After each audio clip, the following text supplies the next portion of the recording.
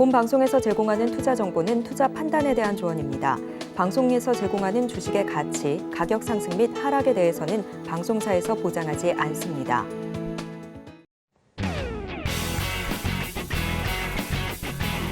시청자 여러분 안녕하십니까. 깊이 있는 인사이트로 여러분들의 투자를 잘 이끌겠습니다. 저는 강관우입니다. 계속해서 개장 분위기 살피겠습니다. 간만 미증시는 4분기 실적 발표가 이어진 가운데 조기 금리 인하 기대감이 줄면서 하락 마감했습니다. 국채금리가 상승하고 주요 기술주도 애플 2% 넘게 떨어지는 등 부진한 흐름을 보였는데요. 다시금 투자 심리가 위축되고 있다는 분석도 잇따르고 있습니다.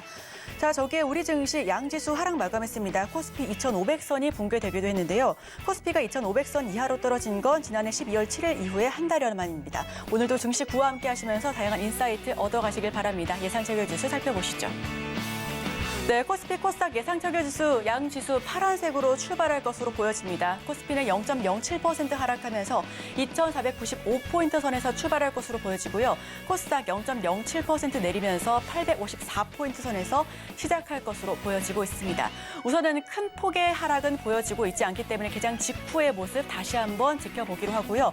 자, 그렇다면 코스피 1위부터 5위까지 시가총액 상위 종목들도 흐름 살펴보겠습니다. 대장주 삼성전자 0.55% 강보합권에서 73,000원으로 출발할 것으로 보여집니다. SK하이닉스는 조금 더 상승 탄력을 받아가는 모습이죠. 0.91%, 약 1% 가까이 오르면서 133,300원 선에서 출발할 것으로 보여지고요. LG에너지솔루션은 1.37% 하락, 삼성바이오로직스는 0.52% 강보합, 삼성전자 우선주는 보합 출발할 것으로 보여집니다. 자, 그럼 6위부터 10위까지도 마저 지켜보겠습니다. 셀트리온이 2.29% 약폭이 조금 더 클 것으로 예상을 하고 있고요. 현대차가 0.32% 강보합권, 그리고 기아는 0.89%, 약 1% 가까이 내리면서 연출할 것으로 보여집니다. 포스코홀딩스는 1.37% 하락, 네이버가 나홀로 지금 보합 출발할 것으로 보여지네요. 자, 그럼 코스닥도 살펴봐야죠. 1위부터 5위까지 지켜보겠습니다.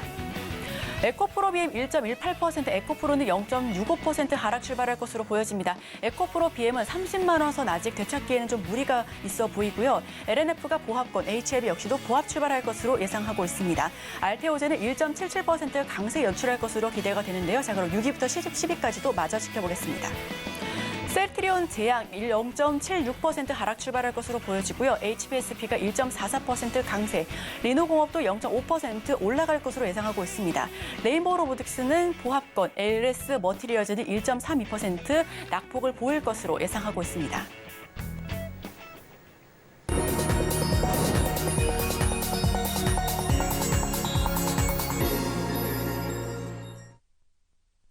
네, 오늘도 개장 전에 두 가지 종목 살펴보겠습니다. 바로 자산운용 윤정식 상무님 모십니다. 어서 오세요. 네, 안녕하세요. 네, 상무님 첫 번째 종목 바로 여쭤보겠습니다. 네, 한국전력 말씀을 드리겠는데요. 사실 시장이 조금 불안하다라는 부분들도 있지만 한국전력에 접근을 해보는 이유는 실적입니다. 실적. 사실은 유틸리티 관련된 전기, 가스 이런 업종들은 시장이 좀 불안할 때 이 포트폴리오의 좀 안정성을 높이기 위해 그동안은 좀 관심을 가졌었다라면은 이제는 작년 하반기부터는 이 전기, 가스 쪽, 특히 한국전력 같은 경우는 좋아진다. 이제는 좋아진다. 이런 부분을 보시면 좋을 것 같습니다. 한국전력이 우선 실적부터 말씀을 드리면 연결 기준으로 해서 4분기 매출이 전년 동기 대비해서 약 한 14, 15% 정도 좋아질 것으로 보여지고요. 영업이익은 흑자 전환합니다. 흑자 전환 한 1조 원 정도로 흑자 전환 상환을 할 걸로 보여지는데 시장 컨센서스가 한 5천억 정도 됐었거든요. 시장 컨센서스를 대폭 상회할 것으로 보여집니다. 그래서 한국전력의 첫 번째 투자 포인트는 4분기 실적이 상당히 좋다. 시장 컨센서스를 많이 상회한다라고 보시면 되겠습니다. 그리고 그 다음에는 이 사실은 컨센서스를 많이 상회하는 실적이 좋게 나오는 이유는 인건비가 우선 줄어들었고요. 전년 대비해서 약 한 5% 정도 줄어든 것으로 보여지고 연료비가 낮아졌습니다. 이 연료비가 낮아졌다라는 게 이 뭐 석탄이라든지 이런 화석 연료들, 그러니까 전기를 생산하기 위한 어떻게 보면 원재료에 해당이 되죠. 이 연료비가 낮아지면서 한국전력의 영업이익도 좋은 구조를 가지고 있다라고 보시면 되겠습니다. 여기에다가 원전 기대감까지 또 가지고 있거든요. 이 24년도에는 좀 전에도 말씀드렸듯이 연료 가격이 좀 안정세를 보여주면서 실적 개선 가능성이 높아진 상황이고 추가적인 원전 도입에 대한 계획이 상당히 좀 구체화가 되면서 그러면은 원전이 돌아간다. 그럼 사실 한국전력에 어떻게 보면은 먹거리가 한 가지 더 생기는 거거든요. 그동안은 원전에 대한 부분들이 계속 축소가 되고 줄어들었었다라면은 이제는 원전이 다시 한번 올라간다. 그러면 밸류에이션도 좀 더 높게 잡아줄 수가 있거든요. 이런 부분들도 기대를 해볼 만하고요. 그리고 한국전력의 우려감이 그래도 가지고 있죠. 뭐 국채 발행이 이제는 안 된다. 사채 관련된 우려감들 이런 부분들도 있었고 여전히 흑자 전환을 했지만 부채가 많으면 당연히 이자도 많이 나가게 되겠죠. 이런 부분들 우려감이 있었는데 우선은 한국전력이 가지고 있는 한전기술 지분 65.77%인데 이 경영권 행사 51% 넘으면 사실 경영권 행사에 뭐 전혀 문제가 없죠. 그래서 나머지 14.77% 이 시가로 따지면 3,500억 정도 되는데 이거에 대한 매각 계약을 체결했습니다. 물론 실제로 이 현금이 유입되고 시장의 주식이 매도가 나오고 이런 부분들이 아니죠. 주가 수익 스왑이라 그러죠. 이 PRS 방식으로 계약을 했기 때문에 그렇게 되진 않지만 이 회계상의 이익 인식 이런 부분들 이루어지고요. 그리고 또 한 가지는 한국전력의 7개 자회사가 중간 배당을 실시를 합니다.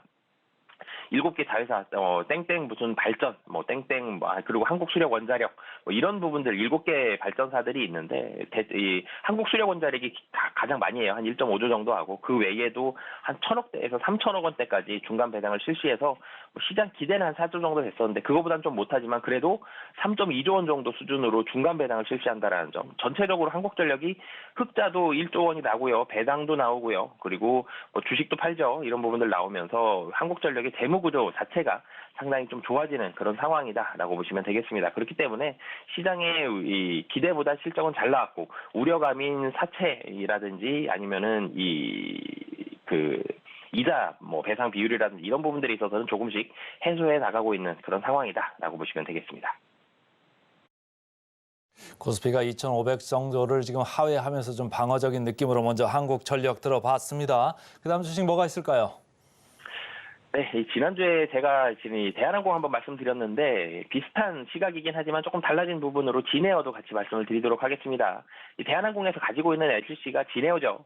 진에어 같은 경우 대한항공도 뭐 국제선 여객 수요 24년도 장거리 노선이 좀 좋아집니다. 뭐 이런 말씀을 제가 드렸었는데 진에어 같은 경우는 그러니까 항공에 있어서의 장점은 수요가 살아났죠. 근데 단점이 단거리 위주로 살아났습니다. 장거리가 아직은 완벽히 살아나지 못하고 있는 상황이었는데 단거리는 확실히 살아났다. 그러면 LCC가 좀 더 빨리 실적이 좋아진 건 맞거든요.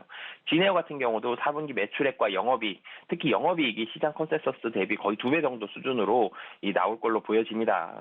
다른 LCC들과 마찬가지로 4분기 국제선 여객 수송량이 상당히 좀 많았죠. 4분기 국제선 여객 그러면 일본, 동남아 위주로 해서 상당히 좀 많이 좋아졌습니다. 그러면서 이 실적이 상당히 많이 좋아졌다라는 부분 첫 번째로 좀 말씀을 드리겠고요. 그리고 24년도 또 본다라면은 이제는 조금 더 길게도 장거리도 조금씩 더 늘어나는 것. 그러니까 국제선은 이제는 줄 가능성이 상당히 좀 적다라는 점. 이런 부분들이 단거리도 확실히 좋고 국제선 좀 장거리도 긍정적인 상황들이 유지가 된다라고 보시면 되겠습니다. 운임도 그렇고요. 유류비도 그렇고 유가가 하향된 상태에서 안정화를 보여주고 있죠. 이전에는 유류 할증료가 사실은 부담이 되더라도 유가가 상승 추세에 있을 때는 유가가 오른 다음에 유류 할증료가 따라가는 이런 부분들을 보여줬습니다. 그러면 유류 할증료가 손실을 줄여주는 작용을 했지 유류 할증료가 수익에 기여하는 이런 부분들은 아니었는데 이제는 이 유류 할증료보다 유가가 좀 더 빨리 떨어졌죠. 이 유류 할증료도 어떻게 보면 이익에 좀 기여를 할 수 있는 그런 상황이다라고 보시면 되겠고요. 그리고 마지막으로는 이제는 대한항공과 아시아나항공 인수에 따른 승인이 거의 이루어졌다라고 봐도 될 상황인데 대한항공하고 아시아나항공 물론 이제 아시아나항공의 물류가 빠지면서 대한항공이 아시아나항공을 인수한다라는 부분은 대한항공 입장에서는 조금 아쉬운 부분이긴 하지만 대한항공과 아시아나항공 합병을 하고요. 그리고 그 밑에 LCC가 달려있죠. 대한항공에 진에어가 있고요. 아시아나항공 아래에 에어부산이 있습니다. 그러면 진에어와 아시아나항공이 합병을 하게 되죠. 상당히 큰 대규모의 LCC가 탄생을 하게 됩니다. 규모가 커지게 되면 비용에 대한 통제가 이루어질 수 있죠. 우선은 합병한 직후에는 인력 조정이라든지 비용 효율화라든지 이런 시간들이 조금은 걸리겠지만 통합으로 인해서 규모의 경제를 이룰 수 있다는 점. 이런 부분들은 특히 수익에도 기여할 수 있다. 그렇기 때문에 대형 LCC에 대한 기대감까지 가져도 된다라고 보시면 되겠습니다. 네, 두 가지 종목 살펴봤습니다. 첫 번째 종목은 한국전력인데요. 기관 3거래일 연속해서 매수하고 있습니다. 증권가에서 한국전력의 지난해 4분기 실적에 대한 낙관론이 제기되자 어제도 상승 마감했고요. 장중에는 4% 넘게 뛰기도 했습니다. 목표가는 21,000원, 손절가는 18,500원 선에서 제시를 해주셨습니다. 자, 두 번째 종목은 진에어입니다. 기관 3거래일 역시 내내 매물을 담고 있고요. 지난해 4분기 급유 단가 상승에도 10월과 12월 일본과 동남아 노선 여객 수요가 견고하게 증가하면서 성수기인 3분기보다 조금 더 증가할 것으로 분석하고 있습니다. 목표가는 15,000원, 손절가는 11,500원 선에서 제시를 해주셨습니다.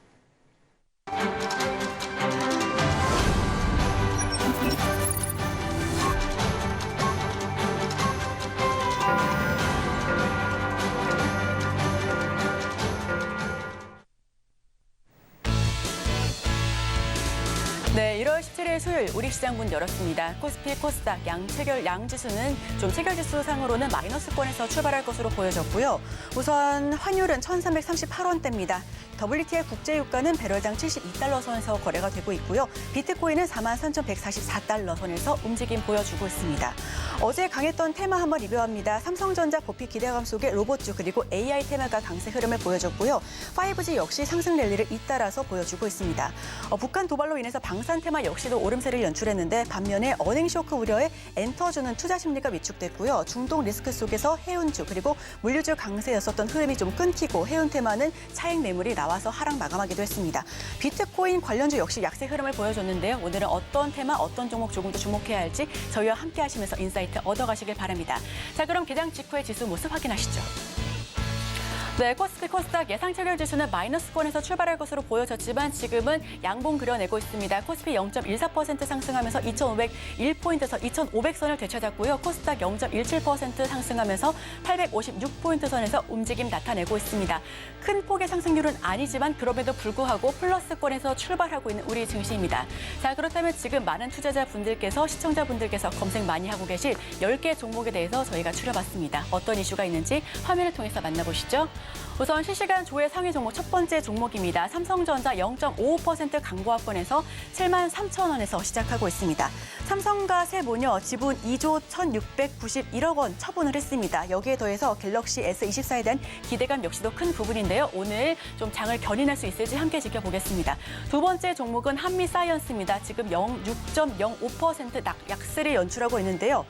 네, 인탑스 같은 경우에는 3.55% 약세 흐름을 연출하고 있고요. 현재가는 36,700원 선에서 시작하고 있습니다. 자, 다음 종목은 에브리봇입니다. 3.39% 낙폭을 연출하고 있는데요.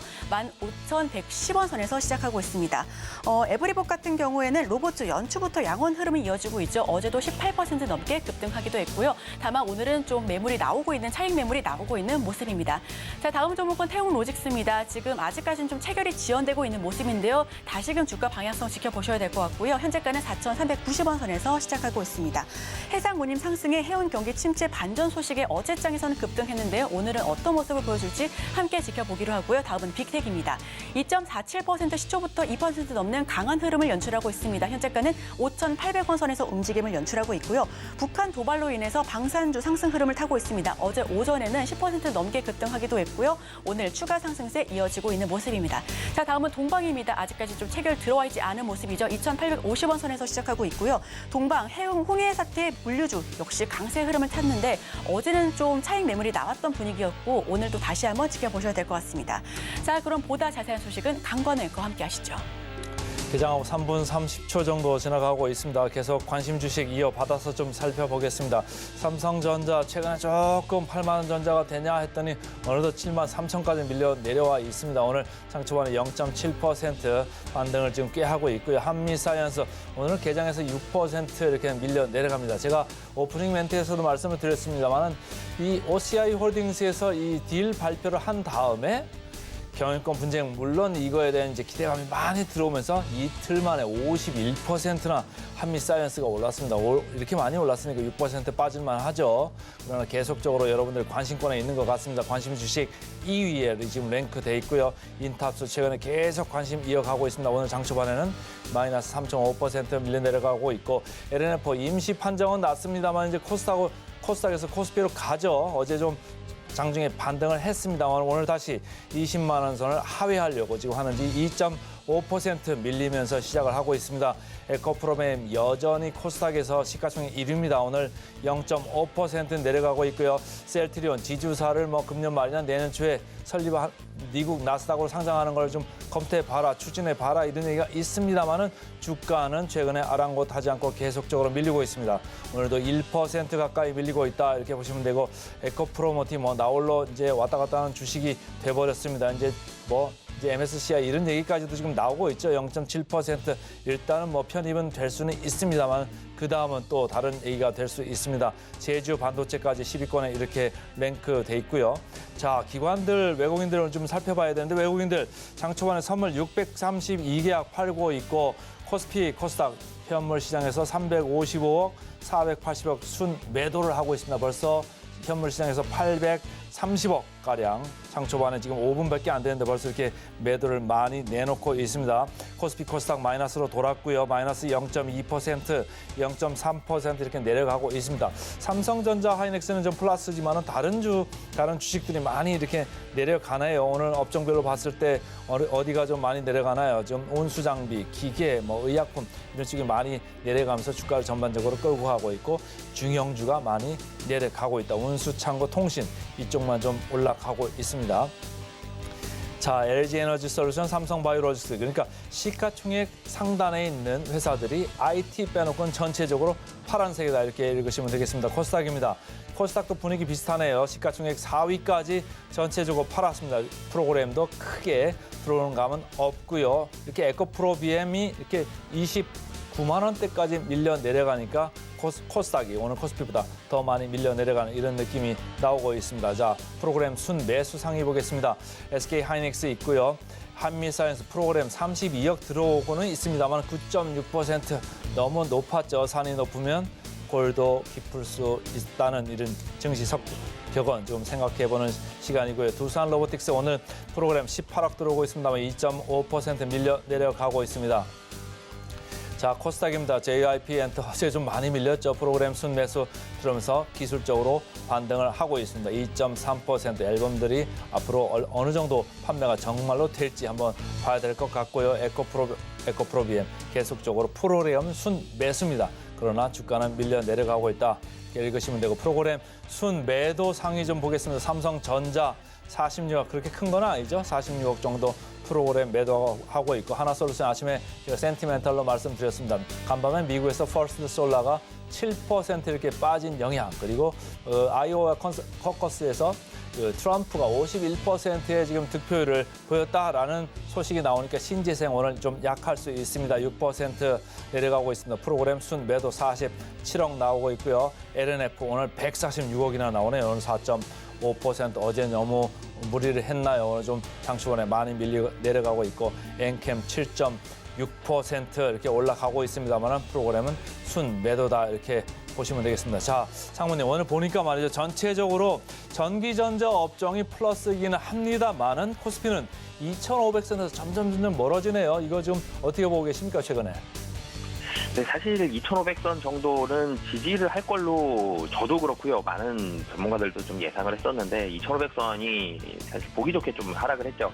그러니까 1월 15일 날 그러니까 코스피가 강보합으로 마감했을 때 어제 그저께를 생각을 해보면 하락했다가 장중에 하락을 좀 돌리면서 조금씩 올라가는 모습, 장 막판에 좀 올라가는 모습 보여줬습니다. 이건 긍정적인 모습이었거든요. 그래서 1월 16일 날을 시장을 예상을 해볼 때 이제는 여기는 반등을 할 가능성이 좀 높아 보이겠구나. 사실 그 자리가 그리고 61선 정도를 좀 지지하면서 올라가는 부분들도 있었기 때문에 61선이 지지선으로 작용을 하면서 저가에 대한 매수세도 좀 들어왔고 그리고 1월 15일 날 장 막판에 산 매수 자금들이 기관 자금들이 꽤 많았었거든요. 금융투자 중심으로 한 기관 자금들이 많았었기 때문에 이런 매수가 좀 들어오겠구나라고 예상을 했었는데 어제 같은 경우 여실히 이런 예상들이 다 깨졌죠. 2,500선을 하회를 했습니다. 장중에 2,500선 하회했다가 다시 반등을 하면서 하락폭을 좀 줄이는 밑골을 다는 모습을 보여줬는데 장 막판에 하락폭을 더 키웠죠. 도리어 이 막판에 하락폭을 키우는 게 어제 그저께 그러니까 15일 날 막판에 샀었던 금융투자가 또 어제는 금융투자 또 계속적으로 매도가 좀 나오는 그런 모습을 보여줬습니다. 그래서 시장이 사실 확률로 놓고 봤을 때는 가능성은 2,500선 중심으로 해서 좀 위아래로 박스권을 움직이면서 옆으로 횡보할 가능성이 좀 높아 보이는데 뭐 61선이다, 2,500선이다 여기를 확실히 지지할 가능성은 조금 적어 보입니다. 그래서 얇은 박스권으로 움직일 가능성 그리고 급락이나 급등이 나올 가능성은 그러니까 얇은 박스권으로 움직일 가능성이 매우 좀 높고요. 급락이나 급등이 나올 가능성은 좀 낮은 상황이고요. 급락이나 급등이 안 나온다 그러면 시가총액이 굉장히 큰 종목이 급등하거나 급락하지 않죠. 그래서 시가총액 큰 종목들에 대한 움직임은 상당히 좀 제한적일 가능성이 현재로서는 좀 높아 보이고요. 그리고 지금 마침 또 실적 어닝 시즌이죠. 실적 발표되는 기업들, 실적이 잘 나오는 기업들 위주로만 선별적으로 좀 접근을 하시면서 이 실적이 잘 나오는 종목들한테 좀 종목별 장세가 앞으로는 펼쳐질 가능성이 좀 높다라고 보여집니다. 일요일 종목 장세 좀 기대해보자 이렇게 말씀을 주셨고, 자, 한미사이언스가 2위권에 지금 순위에 돼 있습니다. 오늘 장 초반에 뭐 10%가량 이렇게 밀려 내려가고 있고, 최근에 이제 OCI 홀딩스에서 7,700억가량 투자를 하면서 27% 지분을 가져간다고 했는데, 경영권 분쟁 이슈 때문에 지금 주가가 이틀 동안에 51%나 올랐습니다. 시가총액이 1조 넘게 올랐어요. 7,700원 원당하는데, 그러니까 더 오른 부분은 아무래도 경영권 분쟁의 이슈가 있는 것 같은데, 지금이라도 팔고 좀 매각 차익을 좀 챙길까요? 아니면 경영권 분쟁 더 좀 기대를 해볼까요? 어떻습니까? 네, 우선은 이게 사실 경영권 분쟁이 기업의 가치를 올리는 부분이 아니죠. 이 기업의 가치는 경영권 분쟁 나기 이전의 주가가 사실 시장의 기업의 가치를 반영을 합니다. 이 주가가 주식이 좋은 점이 실시간으로 기업의 가치를 반영받을 수 있다는 점이거든요. 이 기업의 가치를 무언가의 평가를 받거나 그런 부분이 아니라 실시간으로 여러 명의 다수결의 사람들이 모여서 다수가 판단을 하는 실시간의 기업 가치가 나오는 건데, 경영권 분쟁이라는 변수, 돌발 변수가 발생을 했습니다. 그러면서 기업 가치가 순간적으로 지금 올라간 부분인데, 이 부분은 회사 자체가 좋아졌다라기보다는 무언가의 분쟁이 일어나면서 주식을 단기적으로 사려는 사람들이, 수급의 불균형이죠. 사려는 사람이 훨씬 더 많아지면서 주가가 급등한 이런 부분들로 발생을 한 건데, 우선 단기적으로 너무 많이 올랐죠. 너무 많이 올랐다는 부분들은 분명히 좀 차익 실현에 있어서는 뭐 전부 다는 아니더라도 일정 부분은 차익 실현을 좀 하시는 걸 추천을 드리겠고요. 한미사이언스 좋은 회사입니다. 분명히 좋은 회사지만 경영권 분쟁으로 단기적으로 많이 올랐다는 부분들, 그렇기 때문에 일정 부분은 좀 파시는 전략을 좀 말씀드리도록 하겠습니다. 이벤트 있는 회사가 또 있죠. 지금 관심 종목 4위권에 올라와 있는 LNF인데 말이죠. 어제 8% 올랐습니다. 코스피로 이전 상장한다 이런 얘기가 있고, 지난번에 포스코 DX가 그런 이슈 때문에 주가가 한번 많이 튀었다가 실질적으로 상장하고 나서는 찬밥 대우를 받은 바가 있는데, LNF 오늘 장 초반에 4% 정도 밀리고 있습니다. 어떻게 해야 될까요? 최근에 실적 나오는 건 4분기 뭐 완전히 처참하게 나올 정도로 영업이익률이 마이너스 46%까지 이렇게 몰락을 했고, 분기 매출이 3분기, 4분기 연속 2분기 연속 빠졌습니다. 성장주 맞을까요? 어떻습니까? 사실 실적만으로 봤을 때는 LNF는 좀 꺾인 부분이 많죠. 그래서 실적만으로 봤을 때는 좀 기대를 좀 덜 해봐야 될 것 같은데, 근데 수급적인 기대감이 조금은 남아있는 것 같습니다. 수급적으로 어제 같은 경우 8% 올랐는데 외국인과 기관이 정말 그야말로 엄청나게 많이 샀죠. 특히 기관이 12만 주 정도 샀습니다. LNF가 12만 원 정도 되는 주식인데 12만 원짜리를 12만 주를 정말 많은 금액을 샀기 때문에 단기적으로는 이전 상장에 대한 부분들, 이런 기대감에 대한 수급이 단기적으로는 좀 들어올 수 있기 때문에 단기적으로는 좀 트레이딩 관점에서는 접근을 해보셔도 좋을 것 같은데, 길게 봤을 때 사실 2차전지 에코프로도 그렇고 LNF도 그렇고 성장주에 방점을 찍는 거죠. 이게 가치주라든지 아니면 실적이 굉장히 안정적이고 배당주라든지 이런 종목은 아니죠. 그렇기 때문에 좀 길게 봤을 때 회사에 대한 성장성은 시간이 좀 더 필요할 것 같습니다. 다시 성장한다는 걸 숫자로 확인을 했을 때 좀 접근을 하셨으면 좋겠고요. 단기적으로 트레이딩 관점에서는 수급적으로는 이전 상장에 대한 기대감에 대한 그런 수급이 유입이 될 수 있다라고 보시면 되겠습니다. 드리기 전에 질문 마지막으로 하나만 더 가보겠습니다. 셀트리온, 서정진 회장이 셀트리온 홀딩스를 나스닥에 상장을 연말이나 내년 초에 좀 추진해 보겠다 이런 얘기를 했는데, 주가는 아주 뭐 별 시큰둥합니다. 이거 어떻게 봐야 될까요? 나스닥 이전 상장은 우선 거리도 한국에서 미국까지 거리도 먼데요. 이 체감상으로도 좀 멀리 느껴지죠. LNF가 코스닥에서 코스피로 이전 상장, 이 체감이 좀 가볍죠. 포스코 DX도 이전 상장했고 이렇게 볼 수 있는 코스닥 시장도 바로 볼 수 있고 코스피 시장도 바로 볼 수 있는데 나스닥 상장한다 이게 좀 멀게 느껴지죠. 여러 투자자들한테 그렇게 확 체감상 많이 와닿지가 않습니다. LNF 같은 경우 수급적으로 기관이 엄청나게 많이 샀다라고 어제 말씀을 드렸는데 이 셀트리온 같은 경우 어제 외국인 일부 샀고요. 기관은 좀 팔았습니다. 그렇기 때문에 그 나스닥 이전 상장에 대한 부분들은 코스피 이전 상장보다는 국내에서는 그야말로 좀 약발이 좀 덜 맥히는 그런 상황이다라고 보시면 되겠고요. 차트상으로도 지금 여전히 좀 하락 추세에 있기 때문에 셀트리온은 LNF랑은 좀 다른 시각으로 바라보시는 게 좋을 것 같습니다. 네, 셀트리온과 관련된 견해까지 들어봤습니다. 지금까지 바로 자산운용 윤정식 상무님과 함께했습니다. 오늘 말씀 고맙습니다. 네, 감사합니다.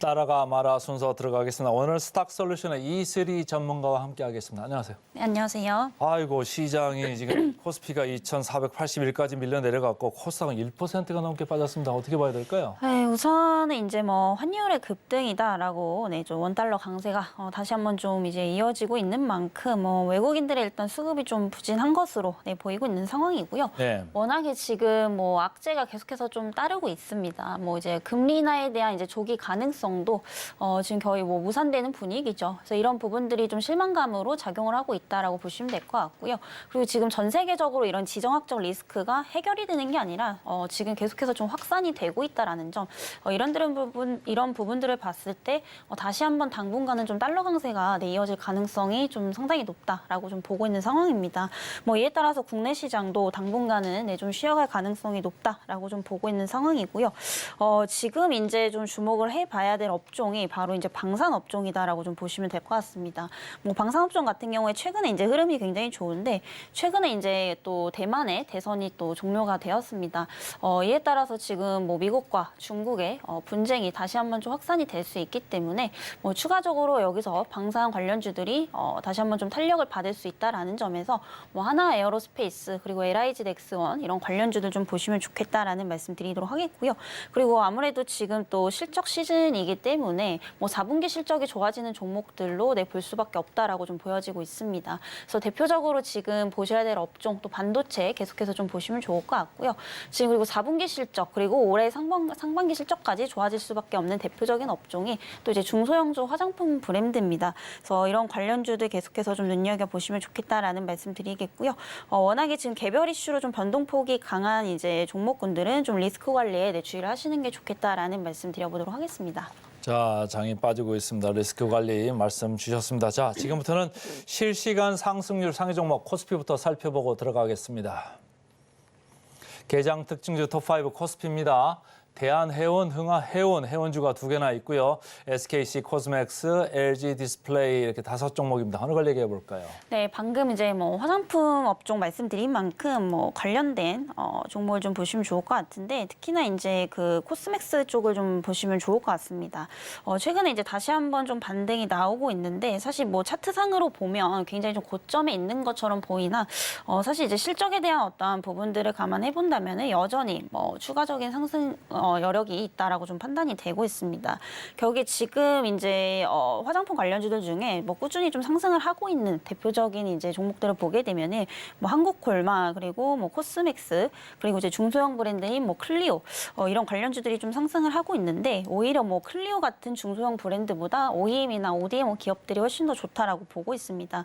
특히 이제 코스맥스도 이제 주로 OEM, ODM을 이제 하고 있는 상황이기 때문에 상대적으로 이제 브랜드를 보유하고 있는 기업들보다는 훨씬 더 좋다라고 좀 보여지고 있습니다. 어쨌든 지금 브랜드사의 경우에는 어떤 브랜드가 뭐 소비자들의 선택을 받을지 이거는 좀 알 수가 없는 부분들이기 때문에 특정 고객사에 대한 이런 의존도가 높지 않은 ODM 기업들의 어떤 그런 상승폭이 훨씬 더 클 것으로 좀 예상이 되고 있고요.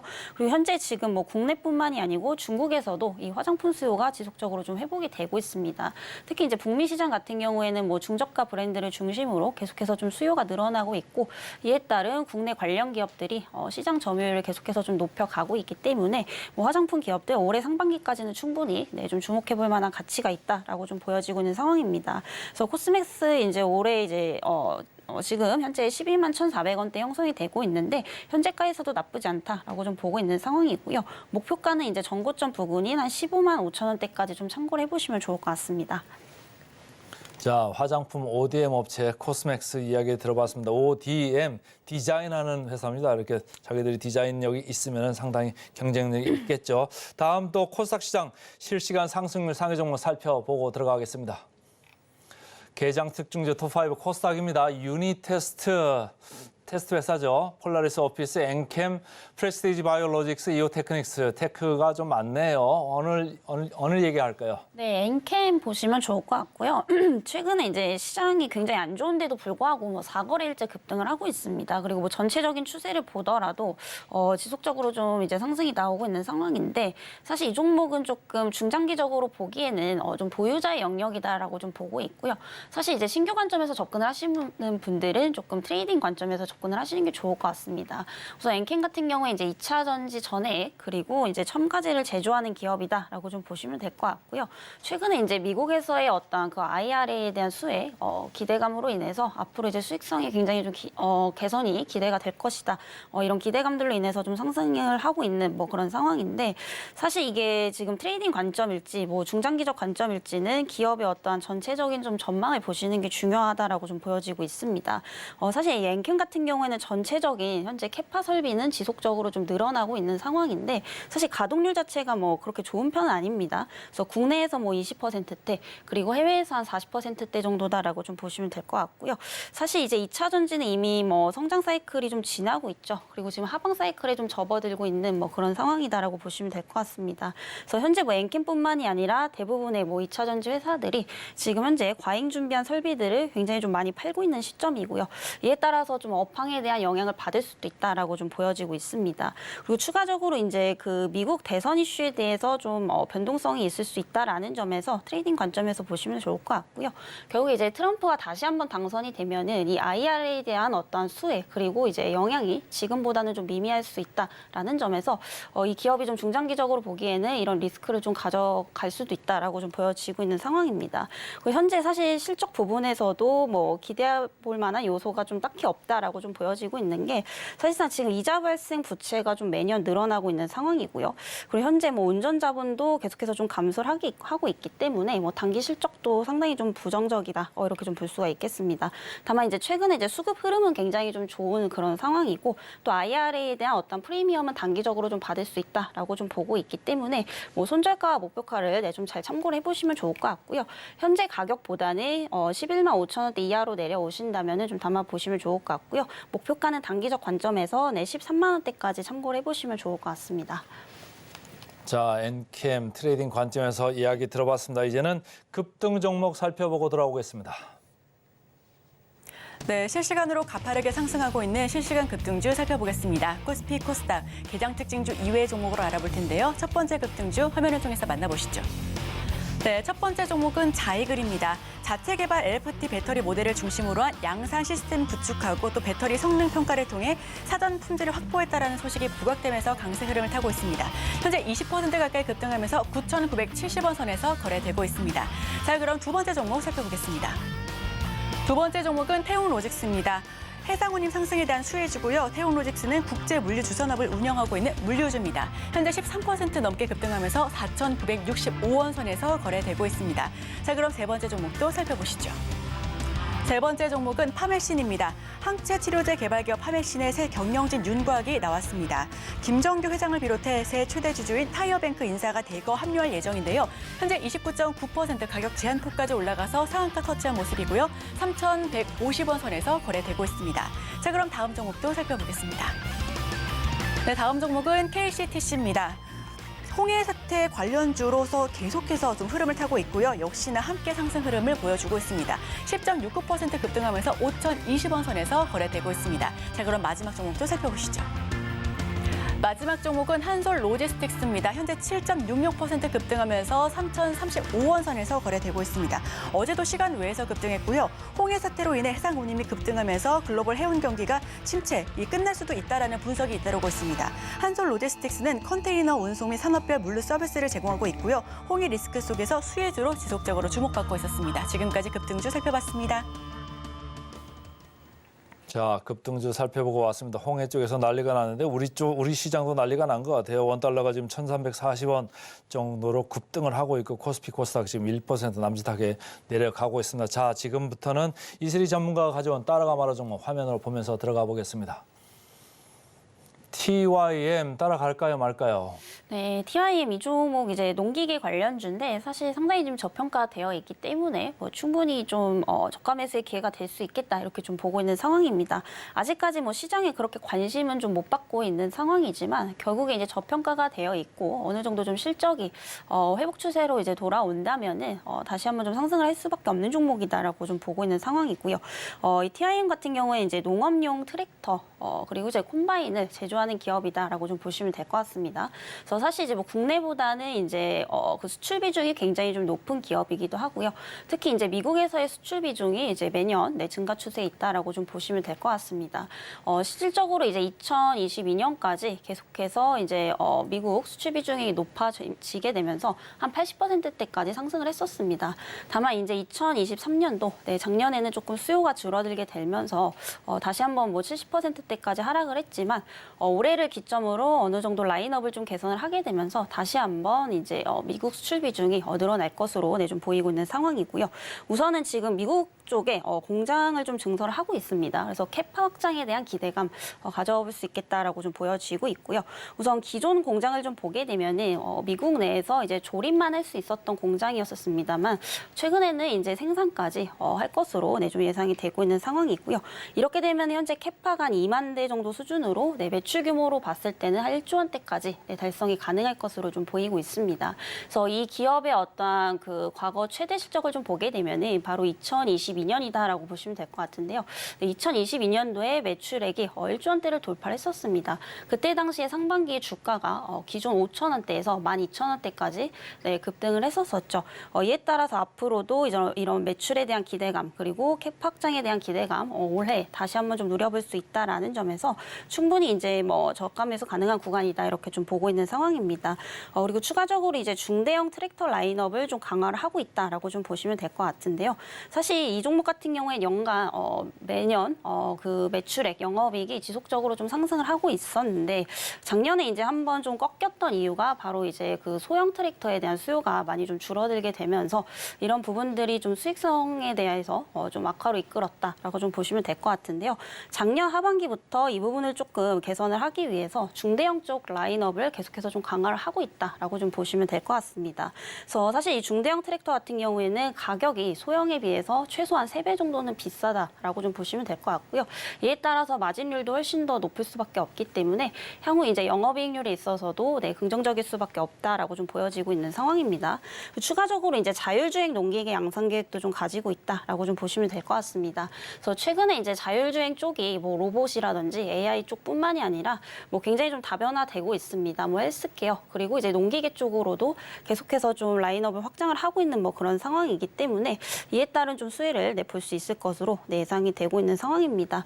어쨌든 지금 가격대에서 PR 측면에서도 전혀 부담이 없는 그런 자리이기 때문에 좀 모아가기 좋은 자리다 이렇게 좀 정리를 드려보도록 하겠고요. 오늘 가격대가 5,910원대 형성이 되고 있는데 뭐 6,100원 이하대에서는 분할로 좀 담아 보시면 좋을 것 같고요. 그 목표가는 7,000원대까지 좀 참고를 해보시면 좋을 것 같습니다. 자, 자율주행 농기계 쪽으로 가고 있습니다. DYM 주목해 주시면 좋을 것 같고요. 그 다음 종목도 화면으로 보고 따라가 보겠습니다. 실리콘2 따라갈까요 말까요? 네, 이 실리콘트도 사실 넓게 보면은 이런 화장품 업종 중에 하나입니다. 근데 이제 좀 독특한 포지션을 취하고 있는 이제 기업이다라고 보시면 될 것 같고요. 사실 화장품 관련 기업이긴 한데 이런 직접적으로 제조를 하는 기업은 아닙니다. 그래서 이미 이제 완제품을 글로벌 소비자들에게 뭐 통관 대행을 해준다라든지 그리고 이제 직매입을 통해서 이제 유통을 해주는 기업이다라고 좀 보시면 될 것 같고요.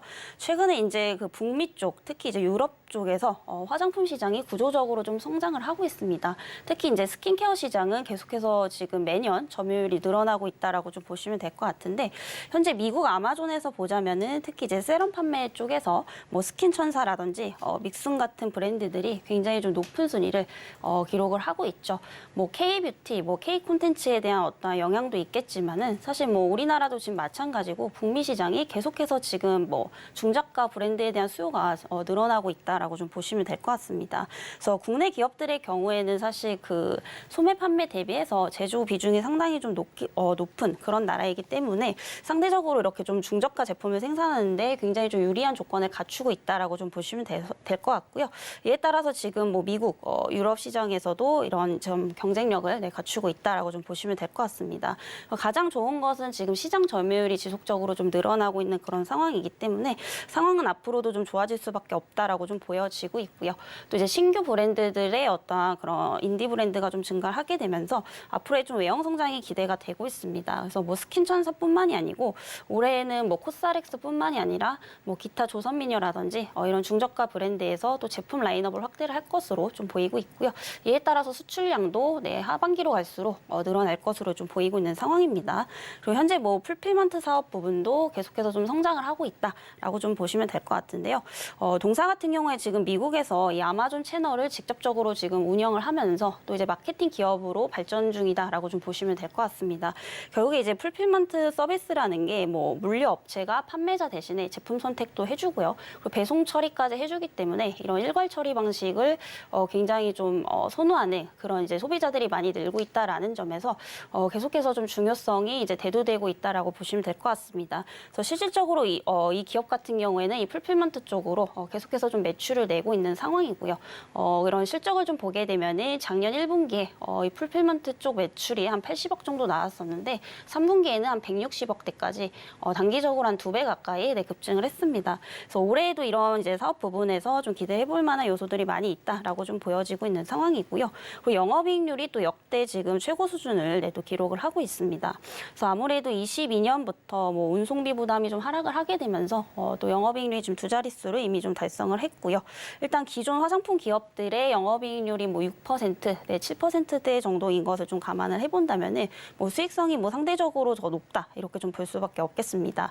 그래서 아무래도 뭐 제조 기업의 경우에는 그 뭐 생산 비용이라든지 고정 비용이 좀 많이 들어가기 때문에 이런 재고에 대한 부담도 좀 강할 수밖에 없는데 뭐 동사 같은 경우에는 사업 특성상 뭐 대행이라든지 완제품 직매입이기 때문에 뭐 영업이익률 부분에서도 앞서갈 수밖에 없다라는 점에서 장점을 훨씬 더 많이 갖고 있다라고 좀 보시면 될 것 같습니다. 그래서 이 종목도 사실 이렇게 올랐음에도 불구하고 사실 올해 기대되는 실적 대비한다면 본다면 지금 가격도 굉장히 좀 저렴하다 이렇게 좀 볼 수가 있는 상황이고요.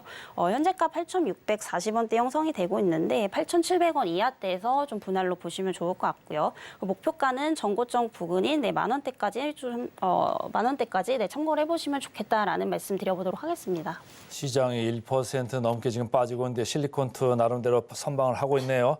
오늘도 저 스탁솔루션의 이슬이 전문가와 함께했습니다. 고맙습니다.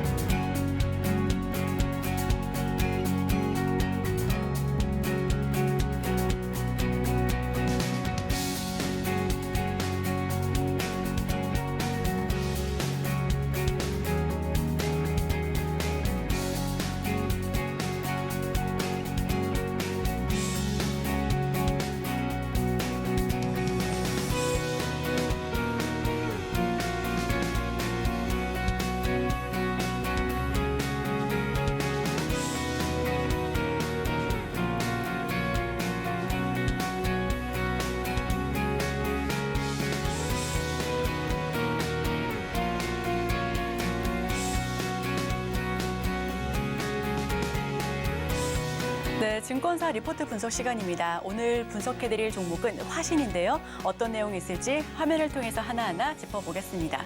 우선 교보증권의 리포트입니다. 미국 전미 자동차 노조 파업 영향을 반영했다라는 부분 보고서를 통해서 좀 짚어볼 텐데요. 우선 기업 개요를 살펴보시면 1975년 7월 1일에 설립돼 94년도 1월에 상장한 기업입니다. 국내 최대 자동차 메이커인 자동차 관련 계열사가 주요 고객으로 확보가 되어 있고요. 자동차용 주요 부품을 생산, 납품하는 자동차 부품 전문 업체입니다. 4분기 실적은 매출액이 YOY 기준 0.1% 그리고 영업이익은 YOY 기준 마이너스 20% 좀 떨어지면서 컨센서스를 하회할 것으로 예상을 하고 있는데요. 여기서 4분기 특이사항은 미국 전미자동차 노조 파업에 따른 미국 법인 셧다운 영향 그리고 성과급 등의 인건비 반영이 있을 것이다라는 부분 함께 참고하시면 좋겠습니다. 완성차 미국도 판매, 미국 도매 판매, 현대차는 28만 대, 기아는 19만 대로 양호한 편이고요. 현대차, 기아, 미국 재고 역시 안정적인 수준을 유지하고 있다라는 분석입니다. 미국 공장 영업 환경은 걱정하지 않아도 될 수준이다라는 판단이 잇따르고 있는데요. 2024년 실적 전망을 한번 짚어보겠습니다. 매출이 1조 9천억 원, 영업이익은 1,060억 원으로 집계될 것으로 예상하고 있고요. 플랫폼 단위로 수주하게 되면서 규모의 경제에 따라 고정비 절감 등의 수익성 개선 역시 함께 이루어질 수 있을 것이다라는 평가가 잇따르고 있습니다. 배터리팩 케이스 매출도 함께 지켜보시면요. 2024년은 배터리팩 케이스 매출 인식 시점이기도 합니다. 때문에 배터리팩 케이스 공장을 완공하고 첫 차종인 캐스퍼 EV 7월부터 양산할 수 있을 것이다라는 예정치가 나오고 있는데요. 미국 조지아 신공장은 2025년 10월 완공될 것으로 예상을 하고 있습니다. 초기 물량은 알리바마 공장에서 대응할 것으로 보여지고요. 2024년 5월 EV9을 시작으로 순차적으로 생산할 수 있을 것이다라는 전망이 나오고 있습니다. 투자 의견을 살펴보시면 2024년 현대차 그룹 판매 가이던스 발표에 따른 실적 조정이 있을 것으로 보여집니다. 2024년 전기차 전방 소요 약화와 미국 비용 상승 등 매크로 이슈 반영하면서 또 추정치를 하향 조정하긴 했으나 하반기로 갈수록 미국, 인도 지역의 믹스 개선과 전기차 수주 모멘텀이 뚜렷할 것이다라는 기대 부분 함께 지켜보시면 좋겠습니다. 우선 기술적인 부분을 살펴보시면 어제 1.54% 밀리면서 종가를 형성했는데요. 지금 실시간으로도 3% 넘게 빠진 채 거래 이어가고 있습니다. 2023년 10월 저점 이후에 지속적으로 반등을 하다가 다시 한번 꺾여 내려가는 분위기였습니다. 하지만 다시 한번 또 상승 흐름을 탈 수 있었던 것으로 분석을 하고 있는데요. 우선 수급별로 살펴보시면 개인은 지속적으로 12월 28일부터 매수 행렬을 보여주고 있었습니다. 어제와 그제 개인이 물량을 좀 빼기는 했습니다만 그럼에도 불구하고 그 물량을 기관이 뒷받침해주기도 했고요. 외국인은 지속적으로 매도를 하고 있고 기관이 그나마 좀 받쳐주고 있다라는 부분입니다. 미국 전미 자동차 노조 파업 영향을 반영하면서 15,000원으로 목표 주가를 설정했지만 다만 하향 조정하고 있다라고 교보증권은 증권사 리포트를 통해서 이야기하고 있습니다. 이 부분까지 함께 하시면서 미국과 또 인도 이 전방 시장 수요에 따라서 점차적으로 하반기 내내 증가할 수 있는 부분을 함께 지켜봐 보시면 좋겠습니다. 오늘의 핵심입니다. 북한 리스트가 있네요. 증시 하방 압력이 확대되고 있습니다. 코스피 2,470선까지 물러나 있고요. 개장 전 지금사에서는 한국전력, 진에어 두 종목 언급됐습니다. 따라가 말해서는 TYM, 실리콘2 이렇게 두 종목 모두 따라가자 의견 개진됐습니다.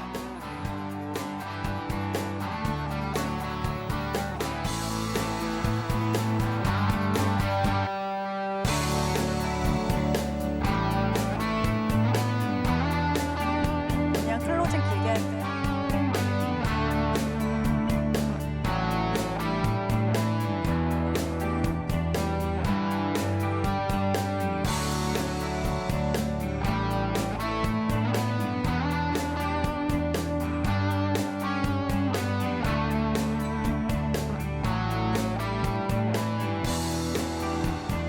네, CS2024 그리고 JP보건 헬스케어 컨퍼런스는 이제 재멸이 좀 주춤해 보이는 모습입니다.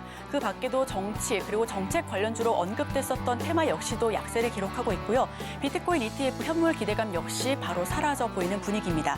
여기에 중동 리스크 그리고 북한 리스크까지 더해지면서 우리 증시 약세 그리고 하방 압력을 더욱더 키워나가는 모습인데요. 그 내에서도 좀 주목해 볼 만한 종목 그리고 주목할 테마 저희와 함께 찾아가시길 바랍니다. 계속해서 서울경제TV와 함께 하시면서 다양한 인사이트 얻어가시길 바랍니다. 함께해 주신 여러분 오늘도 고맙습니다.